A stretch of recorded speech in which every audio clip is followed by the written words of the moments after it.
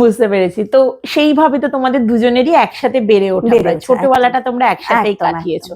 তারপরে দুজনের পথটা কি করে আলাদা হলো সেই গল্পটা? ইনফ্যাক্ট না, আলাদা হয়নি, মানে যেটা হয়েছে সেটা হচ্ছে ও একটা চমক দিয়েছে।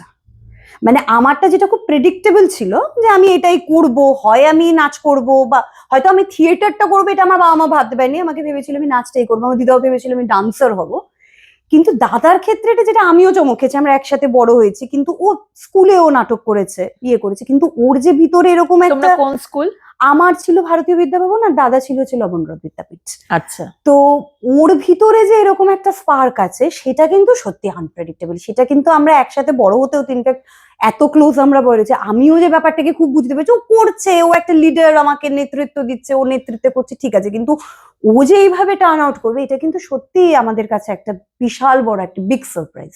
মানে ওর ভিতরে এতটা স্পার্ক ছিল, এটা বিগ সারপ্রাইজ আমাদের কাছে।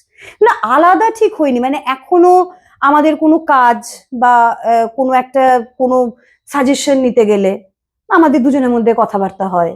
আমি হয়তো ওকে কোনো একটা সাজেশন নেওয়ার জন্য, ক্যামেরায় এখন সবে মাত্র কাজ করা শুরু করেছে আর কি, জাস্ট মিডিয়ামটাকে এক্সপ্লোর করার জন্য। তো ওর কাছে কিছু একটু জিজ্ঞাসা করে নিলাম যে কিরকম হবে কাজটা, কিভাবে করব। তো সেই অর্থে কিন্তু আমাদের মানে ওইভাবে আলাদা পথে কিন্তু আমরা হাঁটছি না, দেখতে গেলে কিন্তু খালি মাধ্যমটা আলাদা। ও ক্যামেরাটা বেছে নিয়েছে, আমি তথাকথিতভাবে মঞ্চটাকে বেশি গুরুত্ব দিয়েছি, কিন্তু প্যাশনটা কিন্তু একই, সেটা হচ্ছে অভিনয়।